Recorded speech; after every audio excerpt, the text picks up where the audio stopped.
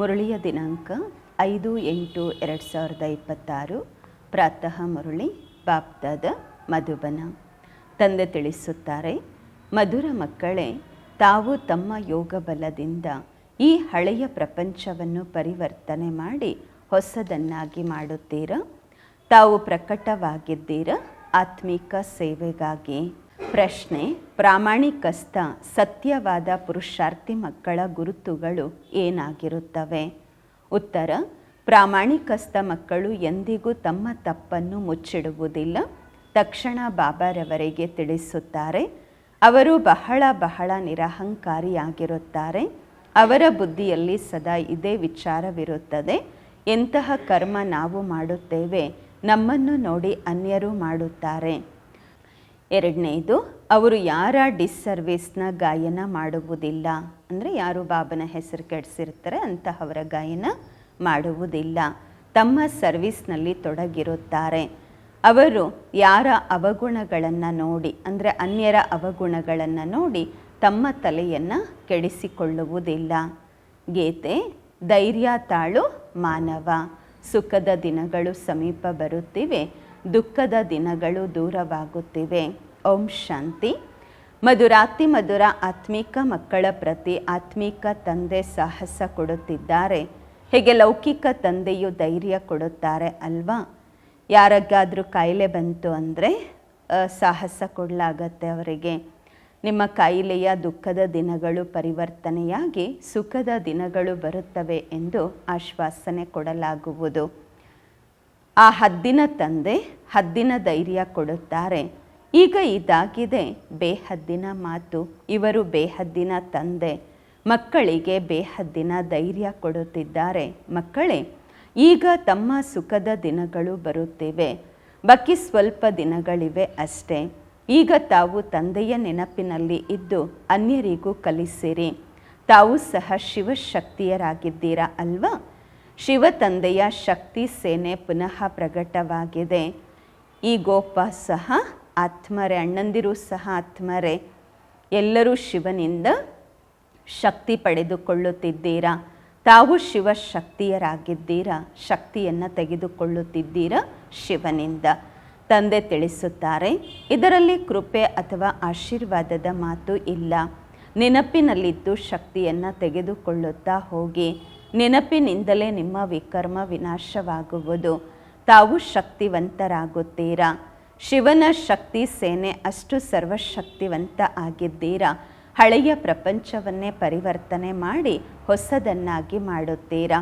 ತಾವು ತಿಳಿದುಕೊಂಡಿದ್ದೀರಾ, ಯೋಗ ಬಲದಿಂದ ನಾವು ಈ ಹಳೆಯ ಪ್ರಪಂಚವನ್ನು ಪರಿವರ್ತನೆ ಮಾಡುತ್ತೇವೆ.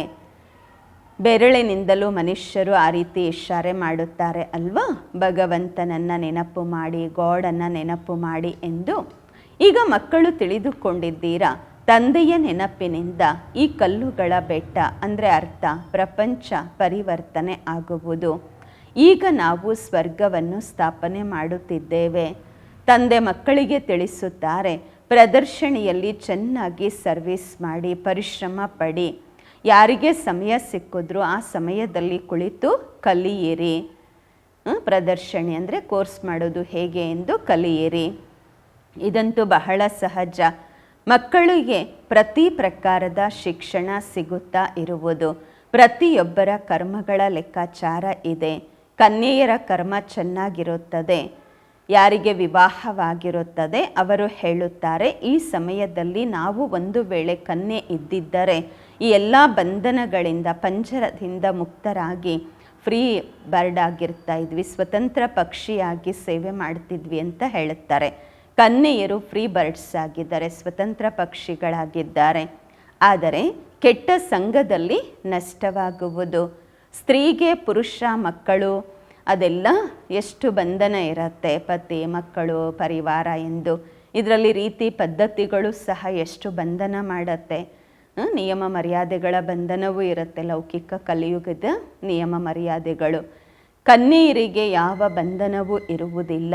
ಈಗ ಬಾಂಬೆಯಲ್ಲಿಯೂ ಸಹ ಕನ್ಯೆಯರು ತಯಾರಾಗುತ್ತಿದ್ದಾರೆ. ಹೇಳ್ತಾರೆ, ನಾವು ನಮ್ಮ ಪ್ರಾಂತ್ಯವನ್ನು ಸಂಭಾಲನೆ ಮಾಡುತ್ತೇವೆ. ಎಲ್ಲರೂ ತಮ್ಮ ಪ್ರಾಂತ್ಯಕ್ಕೋಸ್ಕರ ಎಷ್ಟು ಪರಿಶ್ರಮ ಪಡುತ್ತಿರುತ್ತಾರೆ. ಹೇಳ್ತಾರೆ ನಮ್ಮ ಗುಜರಾತು, ನಮ್ಮ UP ಎಂದು. ತಾವು ಈಗ ತಮ್ಮ ಸ್ವರಾಜ್ಯವನ್ನು ಪಡೆದುಕೊಳ್ಳುತ್ತಿದ್ದೀರಾ. ಇದರಲ್ಲಿ ನಾನಿಂತಹವರು, ನಾನಂತಹ ಪ್ರಾಂತ್ಯದವರು ಇದೇನೂ ಇಲ್ಲ. ತಾವು ಯಾರ ಜೊತೆಗೂ ಈರ್ಷೆಯೂ ಇಟ್ಟುಕೊಳ್ಳುವುದಿಲ್ಲ. ಯಾರ ಅವಗುಣಗಳನ್ನು ನೋಡಿ ತಲೆಯೂ ಸಹ ಕೆಡಿಸಿಕೊಳ್ಳುವುದಿಲ್ಲ. ಬಾಬಾ ಹೇಳ್ತಾರೆ ಯಾರ ಜೊತೆಗೂ ಈರ್ಷೆ ಇಟ್ಕೋಬಾರ್ದು, ಅನ್ಯರ ಅವಗುಣಗಳನ್ನು ನೋಡಿ ತಲೆ ಕೆಡಿಸಿಕೊಳ್ಳಬಾರದು, ತಮ್ಮನ್ನು ತಾವು ನೋಡಿಕೊಳ್ಳಬೇಕು.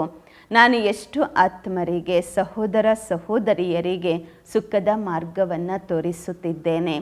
ಒಂದು ವೇಳೆ ಮಾರ್ಗವನ್ನು ತೋರಿಸಲಿಲ್ಲವೆಂದರೆ ಅವರು ಏನೂ ಕೆಲಸಕ್ಕೆ ಇಲ್ಲ, ಮನಸ್ಸನ್ನು ಗೆಲ್ಲಲು ಸಾಧ್ಯವಾಗುವುದಿಲ್ಲ. ಬಾಬ್ದಾದರವರ ಮನಸ್ಸನ್ನು ಗೆಲ್ಲಲಿಲ್ಲವೆಂದರೆ ಸಿಂಹಾಸನದ ಮೇಲೆಯೂ ಅಂದರೆ ಸತ್ಯಯುಗದ ರಾಜ್ಯ ಭಾಗ್ಯವನ್ನು ಸಹ ಪ್ರಾಪ್ತಿ ಮಾಡಿಕೊಳ್ಳಲು ಸಾಧ್ಯವಾಗುವುದಿಲ್ಲ. ಬಾಬರವರಿಗೆ ಗೊತ್ತಿದೆ, ಕೆಲವು ಮಕ್ಕಳು ಬಹಳ ಆಸಕ್ತಿಯಿಂದ ಸರ್ವಿಸ್ ಮಾಡುತ್ತಾರೆ, ಕಿಂಚಿತ್ತು ದೇಹದ ಅಭಿಮಾನವಿಲ್ಲ. ಕೆಲವರಿಗಂತೂ ಬಹಳ ಅಹಂಕಾರವಿರುವುದು, ತುಂಬ ಅಹಂಕಾರದಲ್ಲಿ ಇರುತ್ತಾರೆ. ತಿಳಿದುಕೊಳ್ಳುತ್ತಾರೆ ನಮಗಿಂತ ದೊಡ್ಡವರು ಯಾರೂ ಇಲ್ಲ ಎಂದು. ಬಾಪರ್ ಕೃಪಾ ಕೀ ಹೇ, ಯಾವ ರೀತಿ ಅಂದರೆ ಬಾಬನ ಮೇಲೇ ನಾವು ಕೃಪೆ ಮಾಡುತ್ತಾ ಇದ್ದೀವಿ, ನಮಗಿಂತ ದೊಡ್ಡವ್ರು ಯಾರೂ ಇಲ್ಲ, ನಾವೇ ಬಾಬರವ್ರಿಗೆ ಸಹಯೋಗ ಕೊಡ್ತಾ ಇದ್ದೀವಿ, ಆ ರೀತಿ ಇರ್ತಾರೆ ಕೆಲವರು. ಬಾಬಾ ಹೇಳ್ತಾರೆ ಮಕ್ಕಳೇ ಯಾರ ಅವಗುಣಗಳನ್ನು ನೋಡಬಾರದು. ಅವ್ರು ಆ ರೀತಿ ಇದ್ದಾರೆ, ಈ ರೀತಿ ಮಾಡ್ತಾರೆ, ಏನೂ ನೋಡಬಾರ್ದು. ವರ್ತಮಾನದಲ್ಲಿ ಅಂತಹವರು ಕೆಲವರು ಬುದ್ಧಿವಂತರಿದ್ದಾರೆ, ಅನ್ಯರ ಡಿಸರ್ವಿಸನ್ನು ಗಾಯನ ಮಾಡ್ತಿರ್ತಾರೆ. ಅವ್ರು ಹಂಗೆ ಮಾಡಿದ್ರು ಹಿಂಗೆ ಮಾಡಿದ್ರು ಅಂತ ಬಾಬನಿಗೆ ಏನು ಹೆಸರು ಕೆಡಿಸಿರ್ತಾರೆ ಅದರ ಗಾಯನ ಮಾಡುತ್ತಿರ್ತಾರೆ. ಇಂಥವ್ರು ಹೀಗೆ ಮಾಡಿದ್ರು ಹಾಗೆ ಎಂದು. ಅರೆ ನೀವು ನಿಮ್ಮ ಸರ್ವಿಸ್ ಮಾಡಿ, ಬ್ರಾಹ್ಮಣ ಮಕ್ಕಳ ಕರ್ತವ್ಯವಾಗಿದೆ ಸರ್ವಿಸ್ನಲ್ಲಿ ತೊಡಗುವುದು. ಬಾಬಾ ಕುಳಿತಿದ್ದಾರೆ, ಬಾಬಾರವರ ಬಳಿ ಎಲ್ಲ ಸಮಾಚಾರಗಳು ಬರುತ್ತವೆ. ಪ್ರತಿಯೊಬ್ಬರ ಸ್ಥಿತಿಯನ್ನು ಬಾಬಾ ತಿಳಿದುಕೊಂಡಿದ್ದಾರೆ. ಸರ್ವಿಸ್ ನೋಡಿ ಮಹಿಮೆಯೂ ಮಾಡುತ್ತಾರೆ. ಮಕ್ಕಳಲ್ಲಿ ಸರ್ವಿಸ್ನ ಜೋಶ್ ಬರಬೇಕು. ಪ್ರತಿಯೊಬ್ಬರೂ ತಮ್ಮ ಕಲ್ಯಾಣ ಮಾಡಿಕೊಳ್ಳಬೇಕು ಈ ಆತ್ಮಿಕ ಸರ್ವಿಸ್ಸಿಂದ. ವ್ಯಾಪಾರ ಅದೆಲ್ಲ ಜನ್ಮ ಜನ್ಮಾಂತರಗಳಿಂದ ಮಾಡುತ್ತಾ ಬಂದಿದ್ದೀರ, ಲೌಕಿಕದ್ದೆಲ್ಲ. ಈ ವ್ಯಾಪಾರವನ್ನು ಅಪರೂಪವಾಗಿ ಕೆಲವರಷ್ಟೇ ಮಾಡುವಂತಹದ್ದು. ತಂದೆ ವಿಧಾನಗಳನ್ನು ಸಹ ಬಹಳ ಸಹಜವಾಗಿ ತಿಳಿಸ್ಕೊಟ್ಟಿದ್ದಾರೆ, ಸರ್ವಿಸ್ ಹೇಗೆ ಮಾಡಬೇಕು ಎಂದು. ಎಂದಿಗೂ ಅನ್ಯರ ನಿಂದನೆ ಮಾಡಬೇಡಿ. ಆ ರೀತಿ ತುಂಬ ಜನ ಅನ್ಯರ ನಿಂದನೆ ಮಾಡುತ್ತಿರುತ್ತಾರೆ. ಒಳ್ಳೊಳ್ಳೆಯ ಮಹಾರಥಿಗಳನ್ನು ಸಹ ಮಾಯೆ ಮೂಗಿಂದ ಹಿಡಿದು ಬಿಡುತ್ತೆ. ಬಾಬಾರವರನ್ನು ನೆನಪೇ ಮಾಡಲಿಲ್ಲವೆಂದರೆ ಮಾಯೆ ಹಿಡಿಯುತ್ತದೆ. ಬಾಬಾ ಹೇಳುತ್ತಾರೆ, ನಾನು ಸಾಧಾರಣ ತನುವಿನಲ್ಲಿ ಬಂದಿರುವಂತಹದ್ದನ್ನು ನೋಡಿ ಮನುಷ್ಯರು ಗುರುತಿಸುವುದೇ ಇಲ್ಲ. ಬಾಬರವರಿಗೂ ಸಹ ಸಲಹೆ ಕೊಡುತ್ತಾರೆ, ಬಾಬಾ ಈ ರೀತಿ ಮಾಡಬೇಕೆಂದು. ಸ್ಥಿತಿ ಆ ರೀತಿ ಇರುತ್ತೆ. ಬಾಬಾ ಏನಾದರೂ ಸ್ವಲ್ಪ ಶಿಕ್ಷಣ ಕೊಟ್ಟರೆ ಟ್ರೇಟರ್ಸ್ ಆಗಿಬಿಡುತ್ತಾರೆ, ನಿಂದನೆ ಮಾಡಲಿಕ್ಕೆ ಶುರು ಮಾಡುತ್ತಾರೆ, ಡಿಸರ್ವಿಸ್ ಮಾಡಲಿಕ್ಕೆ ಶುರು ಮಾಡುತ್ತಾರೆ. ಬಾಬರವರಿಗೆ ತಮ್ಮ ಮತವನ್ನು ಕೊಡುತ್ತಾರೆ. ಗಾದೆ ಮಾತಿದೆ ಅಲ್ವಾ, ಇಲ್ಲಿಗೆ ಹಳದಿಯ ಗಂಟು ಸಿಕ್ತು, ಹಳದಿಯ ತುಂಡು ಸಿಕ್ತು, ಮಳಿಗೆಗೆ ಮಾಲೀಕ ಎಂದು ತಿಳಿದುಕೊಂಡಿತ್ತು. ಆ ರೀತಿ ತಿಳ್ಕೊಳ್ಳೋದಿಲ್ಲ. ನಾವು ಡಿಸರ್ವಿಸ್ ಮಾಡ್ತಿದ್ದೀವಿ ಅಂತ ನಾವೇ ಎಲ್ಲ ಅಂತ ಅಂದ್ಕೊಂಡ್ಬಿಡುತ್ತಾರೆ. ತಪ್ಪುಗಳು ಅನೇಕರಿಂದ ಆಗುತ್ತಿರುತ್ತವೆ. ಕೆಲವೊಮ್ಮೆ ಸ್ಥಿತಿ ಶ್ರೇಷ್ಠ, ಕೆಲವೊಮ್ಮೆ ಸ್ಥಿತಿ ಕೆಳಮಟ್ಟಕ್ಕೆ ಬಂದಿರುತ್ತೆ. ಅದೆಲ್ಲ ನಡೆಯುತ್ತಾ ಇರುತ್ತದೆ. ಪ್ರತಿಯೊಬ್ಬರೂ ತಮ್ಮ ಸ್ಥಿತಿಯನ್ನು ನೋಡಿಕೊಳ್ಳಬೇಕು. ಪ್ರಾಮಾಣಿಕಸ್ಥ ಮಕ್ಕಳು ತಮ್ಮ ಸ್ಥಿತಿಯನ್ನು ತಕ್ಷಣ ಹೇಳುತ್ತಾರೆ. ಕೆಲವರಂತೂ ತಮ್ಮ ತಪ್ಪುಗಳನ್ನು ಮುಚ್ಚಿಡುತ್ತಾರೆ. ಇದರಲ್ಲಿ ಬಹಳ ನಿರಹಂಕಾರಿತನ ಬೇಕು. ಸರ್ವೀಸನ್ನು ವೃದ್ಧಿ ಮಾಡುವುದರಲ್ಲಿ ತೊಡಗಬೇಕು. ಸದಾ ಇದೇ ವಿಚಾರವಿಟ್ಟುಕೊಳ್ಳಬೇಕು, ಎಂತಹ ಕರ್ಮ ನಾನು ಮಾಡುತ್ತೇನೆ, ನನ್ನನ್ನು ನೋಡಿ ಅನ್ಯರು ಮಾಡುತ್ತಾರೆ.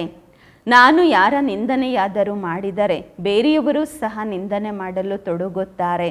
ಅನೇಕರಿಗೆ ಈ ವಿಚಾರ ಬರುವುದೇ ಇಲ್ಲ. ತಂದೆ ತಿಳಿಸುತ್ತಾರೆ, ನೀವು ನಿಮ್ಮ ಸೇವೆಯಲ್ಲಿ ತೊಡಗಿರಿ, ಇಲ್ಲವೆಂದರೆ ಬಹಳ ಪಶ್ಚಾತ್ತಾಪ ಪಡುತ್ತೀರಾ. ಶತ್ರುಗಳು ಸಹ ತುಂಬ ಜನ ತಯಾರಾಗುತ್ತಿರುತ್ತಾರೆ.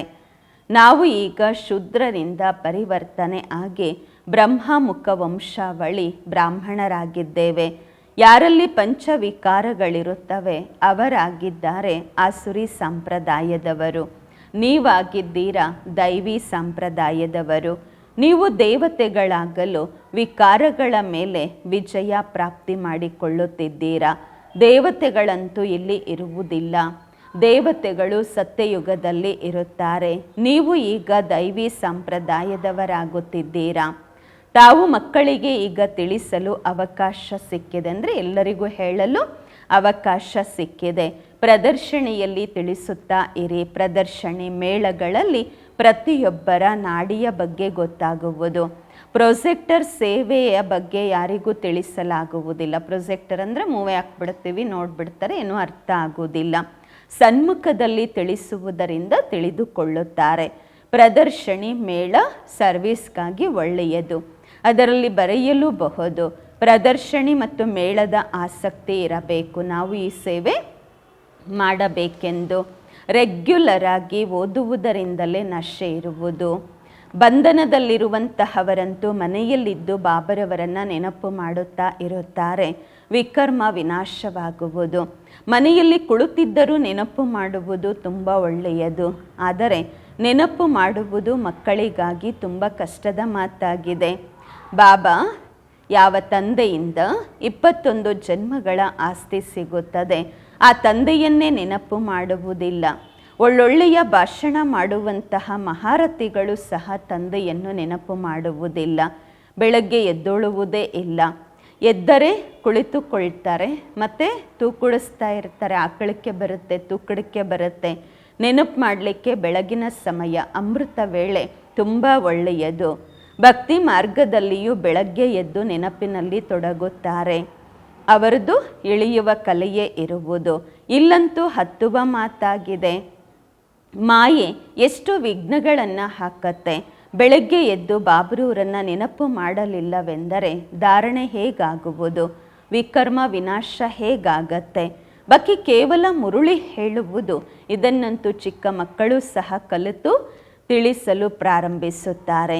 ಈ ವಿದ್ಯಾಭ್ಯಾಸ ಹಿರಿಯರಿಗೋಸ್ಕರ, ದೊಡ್ಡವರಿಗಾಗಿ ಇದೆ. ಸಣ್ಣ ಸಣ್ಣ ಮಕ್ಕಳಿಗೆ ಪಾಪ ಅರ್ಥ ಆಗೋದಿಲ್ಲ ಅಲ್ವಾ? ಜ್ಞಾನ ಹೇಳಬಹುದು, ಜ್ಞಾನ ತಿಳ್ಕೊಳ್ಬಹುದು, ಆದರೆ ಯೋಗ ಮಾಡುವಂತಹದ್ದು ಚಿಕ್ಕ ಮಕ್ಕಳಿಗಾಗೋದಿಲ್ಲ. ಎಷ್ಟು ದೊಡ್ಡ ವಿಶ್ವವಿದ್ಯಾಲಯವಾಗಿದೆ ಇದು. ತಮಗೆ ಓದಿಸುವವರು ಯಾರು? ಈ ನಶೆಯೇ ತಾವು ಮಕ್ಕಳಿಗೆ ಇರುವುದಿಲ್ಲ. ಮಾಯೆ ಕೆಲವ್ರಿಗಂತೂ ಬಹಳ ಮೋಸ ಮಾಡಿಸುತ್ತೆ. ಆಗ ಅವರನ್ನು ನೋಡದೆ ತಾವು ತಮ್ಮ ಸೇವೆಯಲ್ಲಿ ತೊಡಗಿರಿ. ಕೆಲವರಿಗೆ ಮಾಯೆ ಮೋಸ ಮಾಡಿಸ್ಬಿಡುತ್ತೆ, ಬಿದ್ದೋಗ್ಬಿಡ್ತಾರೆ. ಅಂತಹವರನ್ನು ನೋಡಬೇಡಿ ಅಂತಾರೆ ಬಾಬ್ರವರು. ನೀವು ನಿಮ್ಮ ಸೇವೆಯಲ್ಲಿ, ನಿಮ್ಮ ಪುರುಷಾರ್ಥದಲ್ಲಿ ತೊಡಗಿರಿ. ಬಾಬಾರವರ ಬಳಿ ಎಲ್ಲ ಸಮಾಚಾರ ಬರುತ್ತಾ ಇರುತ್ತದೆ. ಕೆಲವರಂತೂ ದೇಹಾಭಿಮಾನದಲ್ಲಿ ಬಂದು ತಿಳಿದುಕೊಳ್ಳುತ್ತಾರೆ. ಇವರು ಈ ರೀತಿ ಮಾಡ್ತಾರೆ, ಅವರು ಆ ರೀತಿ ಮಾಡ್ತಾರೆ. ಈ ರೀತಿ ಅನ್ಯರ ನಿಂದನೆ ಮಾಡುತ್ತಾ ಸಮಯವನ್ನು ವ್ಯರ್ಥವಾಗಿ ಕಳೆಯುತ್ತಾ ಇರುತ್ತಾರೆ. ನಿಮ್ಮ ಕೆಲಸವಾಗಿದೆ ಸರ್ವಿಸ್ನಲ್ಲಿ ಇರುವುದು. ಯಾವುದೇ ಮಾತು ಇತ್ತು ಎಂದರೆ ಬಾಬಾರವರಿಗೆ ಇಶಾರೆ ಕೊಡಿ ಅಷ್ಟೇ. ಬಾಬನಿಗೆ ತಿಳಿಸಿ ಅಥವಾ ನಿಮಿತ್ತರಿಗೆ ತಿಳಿಸಿ ಅಷ್ಟೇ. ಪರಚಿಂತನೆ ಮಾಡಬಾರದು. ಸರ್ವಿಸ್ನಲ್ಲಿ ಮಕ್ಕಳು ಹಗಲು ರಾತ್ರಿ ತೊಡಗಿರಬೇಕು. ತಮ್ಮ ವ್ಯಾಪಾರವೇ ಇದಾಗಿದೆ. ಪ್ರತಿನಿತ್ಯ ಪ್ರದರ್ಶನಿಯಲ್ಲಿ ತಿಳಿಸುತ್ತಾ ಇರಿ. ಇವರು ಶಿವತಂದೆ, ಇವರು ಬ್ರಹ್ಮಬಾಬಾ ಆಗಿದ್ದಾರೆ. ಕಲ್ಪದ ಮೊದಲು ಸಹ ಪ್ರಜಾಪಿತ ಬ್ರಹ್ಮರವರ ಗಾಯನವಿದೆ.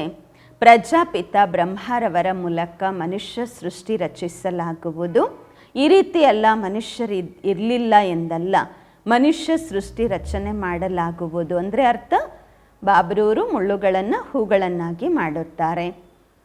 ಬ್ರಹ್ಮರವರ ಮೂಲಕ ಸೃಷ್ಟಿಯನ್ನು ರಚಿಸುತ್ತಾರೆ ಅಂದಾಗ ಮೇಲೆ ಸೃಷ್ಟಿ ರಚಿಸುವುದಿಲ್ಲ ಅಲ್ವಾ? ಬ್ರಹ್ಮರವರಂತೂ ಎಲ್ಲಿಯೇ ಇರ್ತಾರಲ್ವಾ? ಎಷ್ಟು ಕ್ಲಿಯರ್ ಆಗಿ ತಿಳಿಸಲಾಗುತ್ತಿದೆ. ಬಾಬಾ ಹೇಳುತ್ತಾರೆ, ನಾನು ಬಹಳ ಜನ್ಮಗಳ ಅಂತಿಮ ಜನ್ಮದಲ್ಲಿ ಪ್ರವೇಶ ಮಾಡಿ ಮನುಷ್ಯರನ್ನು ದೇವತೆಗಳನ್ನಾಗಿ ಮಾಡುತ್ತಿದ್ದೇನೆ ಅಂದಾಗ ತಾವು ಮಕ್ಕಳು ಹಗಲು ರಾತ್ರಿ ಸರ್ವಿಸ್ನಲ್ಲಿ ಪರಿಶ್ರಮ ಪಡಬೇಕು. ಕೆಲಸ ಕಾರ್ಯಗಳಿಂದ ಸ್ವಲ್ಪ ಸಮಯವನ್ನು ತೆಗೆದು ಈ ಸೇವೆಯಲ್ಲಿ ತೊಡಗಬೇಕು. ಈ ರೀತಿಯೆಲ್ಲ ಪುರ್ಸತ್ತೇ ಸಿಗಲ್ಲ ಎಂದಲ್ಲ. ಕಾಯಿಲೆ ಬಂತು ಅಂದರೆ ಏನು ಹೇಳ್ತೀರಾ? ಪುರ್ಸತ್ತಿಲ್ಲ ಅಂತ ಹೇಳಿ. ಪುರುಷಾರ್ಥ ಅಂತೂ ಮಾಡಬೇಕು. ಪ್ರೇರಣೆಯಿಂದ ಏನೂ ಆಗುವುದಿಲ್ಲ. ಭಗವಂತನಿಂದಲೇ ಪ್ರೇರಣೆ ಮೂಲಕ ಕೆಲಸ ಮಾಡಲಾಗುವುದಿಲ್ಲ ಎಂದರೆ ಅನ್ಯರಿಂದ ಹೇಗಾಗತ್ತೆ? ತಿಳ್ಕೊಳ್ತಾರೆ ಭಗವಂತ ಏನು ಮಾಡಲಿಕ್ಕೆ ಸಾಧ್ಯ ಇಲ್ಲ, ಸತ್ತಿರುವವರನ್ನು ಬದುಕಿಸಬಹುದು ಎಂದು. ಅರೆ, ಭಗವಂತನಿಗೆ ನೀವು ಹೇಳ್ತೀರಾ, ಏ ಪತಿತ ಪಾವನ ಬನ್ನಿ, ನಮ್ಮನ್ನು ಪತಿತರಿಂದ ಪಾವನ ಮಾಡಿ ಎಂದು. ಬೇರೆ ಏನೂ ಮಾತಿಲ್ಲ. ಆ ರೀತಿ ಹೇಳುವುದಿಲ್ಲ, ಬಂದು ಸತ್ತಿರುವವರನ್ನು ಬದುಕಿಸಿರಿ ಎಂದು. ಅವರಿರುವುದು ಪತಿತ ಪಾವನ. ಭಾರತ ಪತಿತ ಆಗಿದೆ ಅಲ್ವಾ?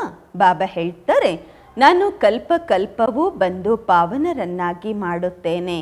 ಮಾಯೆ ಮತ್ತೆ ಬಂದು ಪತಿತರನ್ನಾಗಿ ಮಾಡುವುದು. ಈಗ ಪುನಃ ನಾನು ಬಂದಿದ್ದೇನೆ ಪಾವನರನ್ನಾಗಿ ಮಾಡಲು. ಎಷ್ಟು ಸಹಜ ಮಾತನ್ನು ಬಾಬಾ ತಿಳಿಸುತ್ತಿದ್ದಾರೆ. ಯಾರಿಗಾದ್ರೂ ಕಾಯಿಲೆ ಬಂತು ಅಂತ ಅಂದರೆ ಜಡಿಬೂಟಿಗಳಿಂದ ಸರಿ ಮಾಡ್ತಾರೆ. ಹಿರಿಯರಿಗೆಲ್ಲ ಅಂದರೆ ಸಾಧು ಸತ್ಪುರುಷರಿಗೆ ಯಾರಿಗಾದ್ರೂ ಕಾಯಿಲೆ ಬಂತು ಅಂತ ಅಂದರೆ ಜಡಿಬೂಟಿಯಿಂದ ಸರಿ ಮಾಡ್ತಾರೆ ಅಲ್ವಾ? ಮತ್ತು ಅವರಿಗೆ ಎಷ್ಟು ಮಹಿಮೆ ಆಗತ್ತೆ. ಕೆಲವರಿಗೆ ಮಕ್ಕಳು ಸಿಕ್ಬಿಡ್ತಾರೆ, ಹಣ ಸಿಕ್ಬಿಡತ್ತೆ, ಹೇಳುತ್ತೆ ಗುರುಗಳ ಕೃಪೆ ಅಂತ ಹೇಳಿಬಿಟ್ಟು.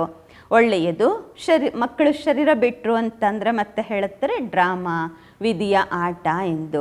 ಈ ಎಲ್ಲ ಮಾತುಗಳನ್ನು ಈಗ ತಾವು ಮಕ್ಕಳು ತಿಳಿದುಕೊಂಡಿದ್ದೀರಾ.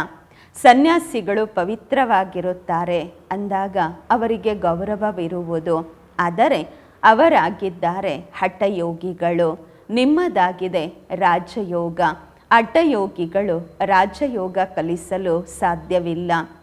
ಅವರು ಸನ್ಯಾಸಿಗಳಿರ್ತಾರೆ, ಅವ್ರ ಹತ್ರ ಹೋಗೋರು ಗೃಹಸ್ಥಿಗಳಿರ್ತಾರೆ, ಮತ್ತು ಫಾಲೋವರ್ಸ್ ಅಂತ ತಮ್ಮನ್ನು ತಾವು ಹೇಗೆ ಹೇಳ್ಕೊಳ್ತಾರೆ. ಇಲ್ಲಿ ಬಾಬಾ ಅಂತೂ ಹೇಳ್ತಾರೆ, ನೀವು ಮಕ್ಕಳಂತೂ ಪೂರ್ತಿ ಫಾಲೋ ಮಾಡಬೇಕು. ಮನ ಭವ, ಮನಸ್ಸನ್ನು ಏಕಾಗ್ರಗೊಳಿಸಿ ಬಾಬ್ರವರನ್ನು ನೆನಪು ಮಾಡಬೇಕು. ನನ್ನನ್ನು ನೆನಪು ಮಾಡಿದಾಗ ನೀವು ಪವಿತ್ರರಾಗುತ್ತೀರಾ ಮತ್ತು ನನ್ನ ಜೊತೆಯಲ್ಲಿ ಮನೆಗೆ ಬರುತ್ತೀರಾ. ನಾನಂತೂ ಸದಾ ಪರಮ ಪವಿತ್ರನಾಗಿದ್ದೇನೆ. ಮನುಷ್ಯರು ಪತಿತರನ್ನಾಗಿ ಮಾಡುತ್ತಾರೆ, ತಂದೆ ಬಂದು ಪಾವನ ಮಾಡುತ್ತಾರೆ. ಅವರು ಪವಿತ್ರತೆ, ಸುಖ, ಶಾಂತಿಯ ಸಾಗರ ಆಗಿದ್ದಾರೆ. ಬಾಬ್ರವರು ತಮ್ಮನ್ನು ಸಹ ಆ ರೀತಿ ತಯಾರು ಮಾಡುತ್ತಿದ್ದಾರೆ. ತಾವು ಯೋಗ ಬಲದಿಂದ ಆತ್ಮನನ್ನು ಪವಿತ್ರ ಮಾಡಿಕೊಳ್ಳುತ್ತೀರಾ. ತಮಗೆ ಗೊತ್ತಿದೆ, ನಮಗೆ ಫಸ್ಟ್ ಕ್ಲಾಸ್ ಶರೀರ ಸಿಗುವುದು. ಮನುಷ್ಯರನ್ನು ದೇವತೆಗಳನ್ನಾಗಿ ಪ್ರಾಕ್ಟಿಕಲ್ಲಾಗಿ ಬಾಬಾ ಮಾಡುತ್ತಾರೆ. ಆ ರೀತಿ ಎಲ್ಲ ಕೇವಲ ದೇವತೆಗಳ ಬಟ್ಟೆಗಳನ್ನು ತೊಡಲಾಗತ್ತೆ ಅಂತ ಅಲ್ಲ, ದೇವತೆಗಳ ವಸ್ತ್ರ ಹಾಕ್ಕೊಂಡ್ಬಿಡ್ತೀವಿ ಅಂತ ಅಲ್ಲ. ತಮ್ಮ ಮೇಲೆ ತಾವು ಪೂರ್ಣ ಗಮನ ಕೊಡಬೇಕು. ದೇಹದ ಅಭಿಮಾನ ಬರಬಾರದು. ಬಾಬಾ ನಾವಂತೂ ನಿಮ್ಮಿಂದ ಆಸ್ತಿ ತೆಗೆದುಕೊಳ್ಳುತ್ತೇವೆ. ತಾವು ಹೇಳುತ್ತೀರಾ, ನಾವು ಭಾರತವನ್ನು ಶ್ರೇಷ್ಠಾಚಾರಿ ಮಾಡಿಯೇ ಮಾಡುತ್ತೇವೆ. ನಿಶ್ಚಯ ಉಳ್ಳುವಂತಹವರೇ ಹೇಳ್ತಾರೆ ಅಲ್ವಾ? ಕೆಲವರಂತೂ ಹೇಳ್ತಾರೆ, ಎಷ್ಟು ಸ್ವಲ್ಪ ಸಮಯದಲ್ಲಿ ಹೇಗಾಗತ್ತೆ ಎಂದು. ವಾಸ್ತವದಲ್ಲಿ ಎಂದಿಗೂ ಈ ಸಂಶಯದಲ್ಲಿ ಬರಬಾರದು. ಸಂಶಯದಲ್ಲಿ ಬರುವುದರಿಂದ ಸರ್ವಿಸ್ನಲ್ಲಿ ಡೀಲಾ ಆಗುವುದು. ಟೈಮ್ ಅಂತೂ ಬಹಳ ಕಡಿಮೆ ಇದೆ. ಎಷ್ಟು ಸಾಧ್ಯವೋ ಅಷ್ಟು ಪುರುಷಾರ್ಥ ಚೆನ್ನಾಗಿ ಮಾಡಬೇಕು. ಸ್ವಲ್ಪ ಯುದ್ಧ ಆಯಿತು, ಎಲ್ಲಾದರೂ ಹಂಗಾಮ ಆಯಿತು ಅಂದರೆ ನೋಡಿ ಎಷ್ಟು ಪರಿಶ್ರಮ ಪಡಬೇಕಾಗತ್ತೆ. ತಿಳ್ಕೊಳ್ತಾರೆ ಅಲ್ವ, ನಾವು ನೆನಪಿನಲ್ಲಿ ಪೂರ್ಣ ಇರಲಿಕ್ಕಾಗಲ್ಲ ಅಂದರೆ ಅಂತಹ ಸಂದರ್ಭದಲ್ಲಿ ಪರಿಸ್ಥಿತಿಗಳು ಬಂದಾಗ ಏನೂ ಮಾಡಲಿಕ್ಕಾಗೋದಿಲ್ಲ ಅಂತ ಗೊತ್ತಾಗುತ್ತಲ್ವ ನಿಮಗೆ. ಆ ಸಮಯದಲ್ಲಂತೂ ಅಂದರೆ ಅಂತಿಮ ಸಮಯದಲ್ಲಿ ಬಹಳಷ್ಟು ಆಪತ್ತುಗಳು ಬರುತ್ತಿರುತ್ತವೆ.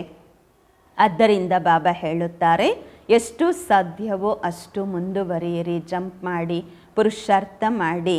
ಇದು ಆತ್ಮರ ರೇಸ್ ಆಗಿದೆ. ಬಾಬಾ ಎಷ್ಟು ಒಳ್ಳೆಯ ರೀತಿ ತಿಳಿಸುತ್ತಾರೆ. ಗುರಿಯಲ್ಲಿ ಹೋಗಬೇಕು, ಗುರಿ ಮುಟ್ಟಬೇಕು ಅಂದರೆ ಅರ್ಥ ಬಾಬನ ಮನೆಯಲ್ಲಿ ಹೋಗಿ ಮತ್ತೆ ಹೊಸ ಪ್ರಪಂಚದಲ್ಲಿ ಬರಬೇಕು. ಬಹಳ ದೊಡ್ಡ ರೇಸ್ ಆಗಿದೆ, ಫೈನ್ ರೇಸ್ ಆಗಿದೆ. ಬಾಬಾ ಹೇಳುತ್ತಾರೆ, ನನ್ನನ್ನು ಟಚ್ ಮಾಡಿ ಅಂದರೆ ಅರ್ಥ ಮೂಲವತನದಲ್ಲಿ ಹೋಗಿ ಮತ್ತೆ ವಾಪಸ್ ಬರಬೇಕು. ಮೊಟ್ಟ ಮೊದಲು ಅವರೇ ಬರ್ತಾರೆ ಯಾರು ಯೋಗಯುಕ್ತರಾಗಿರುತ್ತಾರೆ, ಬಯಸುತ್ತಾರೆ ನಾವು ಮುಕ್ತಿಧಾಮದಲ್ಲಿ ಹೋಗಬೇಕೆಂದು. ಅಂದಾಗ ಬಾಬಾ ಹೇಳುತ್ತಾರೆ, ನನ್ನನ್ನು ನೆನಪು ಮಾಡಿದರೆ ನೀವು ಮುಕ್ತಿಧಾಮಕ್ಕೆ ಹೊರಟು ಹೋಗುತ್ತೀರಾ. ಮುಕ್ತಿಧಾಮ ಅಂತೂ ಎಲ್ಲರಿಗೂ ಇಷ್ಟ ಆಗತ್ತೆ, ಮತ್ತೆ ಪಾತ್ರ ಮಾಡಲಿಕ್ಕೆ ಬರ್ತೀರಾ. ಮೋಕ್ಷವಂತೂ ಯಾರಿಗೂ ಸಿಗುವುದಿಲ್ಲ. ಈಶ್ವರೀಯ ಭೂಗೋಳ ಚರಿತ್ರೆಯಲ್ಲಿ ಮೋಕ್ಷದ ಅಕ್ಷರವೇ ಇಲ್ಲ. 1 ಸೆಕೆಂಡಿನಲ್ಲಿ ತಮಗೆ ಜೀವನ್ಮುಕ್ತಿ ಸಿಗುವುದು. ಬಾಕಿ ಎಲ್ಲರೂ ಮುಕ್ತಿಯಲ್ಲಿ ಹೊರಟು ಹೋಗುತ್ತಾರೆ. ರಾವಣ ರಾಜ್ಯದಿಂದ ಮುಕ್ತರಂತೂ ಆಗಲೇಬೇಕು. ಯಾರು ಪುರುಷಾರ್ಥ ಮಾಡುತ್ತಾರೆ ಅವರೇ ಶ್ರೇಷ್ಠ ಪದವಿಯನ್ನು ಪಡೆದುಕೊಳ್ಳುತ್ತಾರೆ. ತಾವು ಮಕ್ಕಳು ಬಹಳ ಮಧುರರಾಗಬೇಕು. ಸ್ವಭಾವ ಬಹಳ ಮಧುರವಾಗಿರಬೇಕು. ಕ್ರೋಧಿ ಆಗಬಾರದು. ದುರ್ವಾಸನ ಹೆಸರಿದೆ ಅಲ್ವಾ? ಈ ರಾಜ ಋಷಿಗಳಲ್ಲಿಯೂ ಸಹ ಕೆಲವರು ಅಂತಹವರಿದ್ದಾರೆ. ಸದಾ ತಮ್ಮ ಹೃದಯದ ಮೇಲೆ ಕೈ ಇಟ್ಟುಕೊಂಡು ನೋಡಿಕೊಳ್ಳಬೇಕು, ನಾನೇನು ಮಾಡುತ್ತಾ ಇದ್ದೀನಿ ಎಂದು. ಇದರಿಂದ ನನಗೆ ಏನು ಲಾಭ ಆಗ್ತಿದೆ ಅಂದರೆ, ಇಂತಹ ಸ್ಥಿತಿಯಲ್ಲಿ ಇರುವುದರಿಂದ ನನಗೆ ಏನು ಪದವಿ ಸಿಗತ್ತೆ? ತಮ್ಮ ಹೃದಯದ ಮೇಲೆ ತಾವೇ ಕೈ ಇಟ್ಕೊಂಡು ನೋಡ್ಕೋಬೇಕು. ಒಂದು ವೇಳೆ ಸರ್ವಿಸೇ ಮಾಡ್ತಿಲ್ಲ ಅಂದರೆ, ತಮ್ಮ ಸಮಾನ ಮಾಡಿಕೊಳ್ಳುತ್ತಿಲ್ಲವೆಂದರೆ ಯಾವ ಪದವಿ ಸಿಗುವುದು?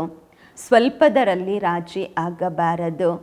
ಬಾಬಾ ಹೇಳುತ್ತಾರೆ, ನಾನು ಬಂದಿದ್ದೇನೆ ಮಕ್ಕಳಿಗೆ ಪೂರ್ಣ ರಾಜ್ಯ ಭಾಗ್ಯವನ್ನು ಕೊಡಲು.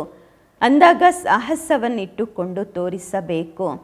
ಕೇವಲ ಹೇಳುವುದರಿಂದ ಏನೂ ಆಗುವುದಿಲ್ಲ. ಬಾಬಾರವರ ಸರ್ವಿಸ್ನಲ್ಲಿ ಮೂಳೆಗಳನ್ನು ಸವೆಸಬೇಕು. ಮಾಡ್ತೀರಾ, ಮತ್ತು ಎಲ್ಲಾದರೂ ದೇಹಾಭಿಮಾನ ಬಂತೆಂದರೆ, ನಶೆ ಬಂತು, ದೇಹಾಭಿಮಾನದ ನಶೆ ಅಂದರೆ ಬಿದ್ದು ಹೋಗುತ್ತೀರಾ. ಮಾಯೆಯೂ ಸಹ ಕಡಿಮೆ ಬಲಶಾಲಿ ಇಲ್ಲ. ಬಾಬಾರವರ ಶ್ರೀಮತದಂತೆ ನಡೆಯದೇ ಇದ್ದಾಗ ಮಾಯೆ ಘರ್ಷಣೆ ಮಾಡುವುದು. ಅಂದಾಗ ಬಾಬಾರವರಿಗೆ ಡೈವರ್ಸ್ ಕೊಟ್ಟು ಬಿಡ್ತಾರೆ. ಯಾವಾಗ ಶ್ರೀಮತದಂತೆ ನಡೆಯಲ್ಲ, ಮಾಯೆ ವಾರ ಮಾಡುತ್ತೆ, ಮತ್ತು ಬಾಬರು ಕೈಯನ್ನು ಬಿಟ್ಟು ಬಿಡ್ತಾರೆ. ಬಾಬರವರು ಸುಖಧಾಮದ ಮಾಲೀಕರನ್ನಾಗಿ ಮಾಡುತ್ತಾರೆ. ಅಂದಾಗ ತಮ್ಮ ಮೇಲೆ ತಾವು ದಯೆ ತೋರಿಸಿಕೊಳ್ಳಬೇಕು. ಬಾಬಾರವರು ಸಲಹೆಯನ್ನು ಸಹ ಬಹಳ ಸಿಂಪಲ್ಲಾಗಿ ಕೊಡುತ್ತಾರೆ. ಮಾಯೆಯ ಬಿರುಗಾಳಿಗಳಂತೂ ತುಂಬ ಬರುತ್ತೆ, ಆದರೆ ಮಹಾವೀರ ಆಗಬೇಕು. ಒಳ್ಳೆಯದು. ಮಧುರಾತಿ ಮಧುರ ಅಗಲಿ ಹೋಗಿ ಮರಳಿ ಸಿಕ್ಕಿರುವ ಮಕ್ಕಳ ಪ್ರತಿಯಾಗಿ ಮಾತ್ಪಿತಾ ಬಾಪ್ ದಾದಾರವರ ನೆನಪು, ಪ್ರೀತಿ, ಬೆಳಗಿನ ವಂದನೆಗಳು. ಆತ್ಮಿಕ ಮಕ್ಕಳಿಗೆ ಆತ್ಮಿಕ ತಂದೆಯ ನಮಸ್ಕಾರಗಳು. ನಾವು ಆತ್ಮಿಕ ಮಕ್ಕಳಿಂದ ಆತ್ಮಿಕ ಮಾತ್ಪಿತಾ ಬಾಪ್ ದಾದಾರವರಿಗೆ ನೆನಪು, ಪ್ರೀತಿ, ಬೆಳಗಿನ ವಂದನೆಗಳು ಹಾಗೂ ನಮಸ್ಕಾರಗಳು. ಧಾರಣೆಗಾಗಿ ಮುಖ್ಯ ಸಾರ. ಫಸ್ಟ್ ಪಾಯಿಂಟು, ಸರ್ವಿಸ್ನ ಆಸಕ್ತಿ ಇಟ್ಟುಕೊಂಡು ತಮ್ಮ ಮತ್ತು ಅನ್ಯರ ಕಲ್ಯಾಣ ಮಾಡಬೇಕು. ಯಾರ ಡಿಸ್ಸರ್ವಿಸ್ನ ಗಾಯನ ಮಾಡಬಾರದು. ಪರಚಿಂತನೆಯಲ್ಲಿ ತಮ್ಮ ಸಮಯವನ್ನು ಕಳೆದುಕೊಳ್ಳಬಾರದು. ಸರ್ವಿಸ್ನ ಆಸಕ್ತಿ ಇಟ್ಕೊಂಡು ತಮ್ಮ ಮತ್ತು ಅನ್ಯರ ಕಲ್ಯಾಣ ಮಾಡಬೇಕು. ಅನ್ಯರು ಯಾರೆಲ್ಲ ಡಿಸ್ಸರ್ವಿಸ್ ಮಾಡಿರ್ತಾರೆ ಅಂತಹವರ ಗಾಯನ, ಡಿಸ್ಸರ್ವಿಸ್ನ ಗಾಯನ ಮಾಡಬಾರ್ದು. ಪರಚಿಂತನೆಯಲ್ಲಿ ತಮ್ಮ ಸಮಯವನ್ನು ಕಳೆದುಕೊಳ್ಳಬಾರದು. ಎರಡನೇದು, ಪ್ರಾಮಾಣಿಕಸ್ಥರು ಮತ್ತು ನಿರಹಂಕಾರಿಗಳಾಗಿ ಸೇವೆಯನ್ನು ವೃದ್ಧಿ ಮಾಡಬೇಕು. ಬೆಳಗ್ಗೆ ಅಮೃತ ವೇಳೆ ಎದ್ದು ಬಾಬಾರವರನ್ನು ಪ್ರೀತಿಯಿಂದ ನೆನಪು ಮಾಡಬೇಕು. ಹೇಳುವುದು ಮತ್ತು ಮಾಡುವುದು ಸಮಾನ ಮಾಡಿಕೊಳ್ಳಬೇಕು. ಪ್ರಾಮಾಣಿಕಸ್ಥರು ಮತ್ತು ನಿರಹಂಕಾರಿಯಾಗಿ ಸೇವೆಯನ್ನು ಹೆಚ್ಚಿಸಬೇಕು. ಬೆಳಗ್ಗೆ ಎದ್ದು ಬಾಬರವರನ್ನು ಪ್ರೀತಿಯಿಂದ ನೆನಪು ಮಾಡಬೇಕು. ಹೇಳೋದು ಮಾಡೋದು ಸಮಾನ ಮಾಡಿಕೊಳ್ಳಬೇಕು. ವರದಾನ: ಮನ್ಮನಾಭವದ ಸ್ಥಿತಿಯ ಮೂಲಕ ಮನಸ್ಸಿನ ಭಾವಗಳನ್ನು ತಿಳಿದುಕೊಳ್ಳುವಂತಹ ಸಫಲತಾ ಸ್ವರೂಪರಾಗಿರಿ. ಮನ್ಮನಾಭವದ ಸ್ಥಿತಿಯ ಮೂಲಕ ಮನಸ್ಸಿನ ಭಾವಗಳನ್ನು ತಿಳಿದುಕೊಳ್ಳುವಂತಹ ಸಫಲತಾ ಸ್ವರೂಪರಾಗಿರಿ. ವರದಾನದ ವಿಶ್ಲೇಷಣೆ: ಯಾವ ಮಕ್ಕಳು ಮನ್ಮನಾಭವದ ಸ್ಥಿತಿಯಲ್ಲಿ ಸ್ಥಿತರಾಗಿರ್ತಾರೆ ಅವರು ಅನ್ಯರ ಮನಸ್ಸಿನ ಭಾವವನ್ನು ತಿಳಿದುಕೊಳ್ಳುತ್ತಾರೆ. ಮಾತು ಬಲೆ ಏನೇ ಇರಲಿ, ಆದರೆ ಅವರ ಭಾವವೇನಿದೆ ಅದನ್ನು ತಿಳಿದುಕೊಳ್ಳುವ ಅಭ್ಯಾಸ ಮಾಡುತ್ತಾ ಹೋಗಿ. ಪ್ರತಿಯೊಬ್ಬರ ಮನಸ್ಸಿನ ಭಾವವನ್ನು ತಿಳಿದುಕೊಳ್ಳುವುದರಿಂದ ಅವ್ರು ಏನು ಬಯಸ್ತಾರೆ, ಯಾವ ಪ್ರಾಪ್ತಿಯ ಇಚ್ಛೆ ಇರುತ್ತೆ ಅದನ್ನು ಪೂರ್ತಿ ಮಾಡಿಕೊಳ್ಳಬಹುದು. ಇದರಿಂದ ಅವರು ಅವಿನಾಶಿ ಪುರುಷಾರ್ಥಿಗಳಾಗಿಬಿಡುತ್ತಾರೆ. ಮತ್ತು ಸರ್ವಿಸ್ನ ಸಫಲತೆ ಸ್ವಲ್ಪ ಸಮಯದಲ್ಲಿ ಬಹಳಷ್ಟು ಕಾಣುವುದು. ಮತ್ತು ತಾವು ಪುರುಷಾರ್ಥಿ ಸ್ವರೂಪಕ್ಕೆ ಬದಲಾಗಿ ಸಫಲತಾ ಸ್ವರೂಪರಾಗುತ್ತೀರಾ. ಸ್ಲೋಗನ್: ಮಲಗುವ ಸಮಯದಲ್ಲಿ ಎಲ್ಲವನ್ನು ಬಾಬಾರವರಿಗೆ ಅರ್ಪಿಸಿ ಖಾಲಿಯಾಗಬೇಡಿ. ಆಗ ವ್ಯರ್ಥ ಮತ್ತು ವಿಕಾರಿ ಸ್ವಪ್ನಗಳು ಸಹ ಬರುವುದಿಲ್ಲ. ರಾತ್ರಿ ಮಲಗುವ ಸಮಯದಲ್ಲಿ ಎಲ್ಲವನ್ನು ಏನೂ ಇದೆ ಇಡೀ ದಿನದಲ್ಲಿ ಮಾಡಿರ್ತೀವಿ ಎಲ್ಲ ಬಾಬ್ರವ್ರಿಗೆ ಅರ್ಪಿಸಿ ಮನಸ್ಸು ಬುದ್ಧಿಯನ್ನು ಖಾಲಿ ಮಾಡಿಕೊಂಡಾಗ ವ್ಯರ್ಥ ಮತ್ತು ವಿಕಾರಿ ಸ್ವಪ್ನಗಳು ಸಹ ಬರುವುದಿಲ್ಲ. ಅವ್ಯಕ್ತ ಇಷಾರೆ, ಅಪವಿತ್ರತೆಯ ಬೀಜವನ್ನು ಸಹ ಸಮಾಪ್ತಿ ಮಾಡಿ ಸಂಪೂರ್ಣ ಸ್ವಚ್ಛ ಪವಿತ್ರರಾಗಿರಿ. ತಾವು ಆತ್ಮರು ಬ್ರಾಹ್ಮಣ ಜೀವನದಲ್ಲಿ ಆ ರೀತಿ ಪವಿತ್ರ ಆಗ್ತೀರಾ.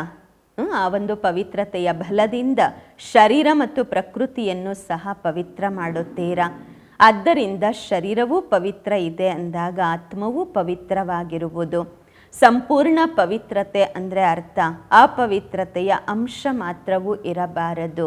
ಏಕೆಂದರೆ ಎಷ್ಟು ಪವಿತ್ರತೆ ಇರುವುದು ಅಷ್ಟು ಬ್ರಾಹ್ಮಣ ಜೀವನದ ಪರ್ಸ್ನಾಲಿಟಿ ವ್ಯಕ್ತಿತ್ವವಿರುವುದು. ಒಂದು ವೇಳೆ ಪವಿತ್ರತೆ ಕಡಿಮೆ ಆಯಿತೆಂದರೆ ವ್ಯಕ್ತಿತ್ವವೂ ಕಡಿಮೆ ಆಗುವುದು. ಈ ಒಂದು ಪವಿತ್ರತೆಯ ವ್ಯಕ್ತಿತ್ವ ಸೇವೆಯಲ್ಲಿಯೂ ಸಹ ಸಹಜವಾಗಿ ಸಫಲತೆಯನ್ನು ಕೊಡಿಸುತ್ತದೆ. ಓಂ ಶಾಂತಿ.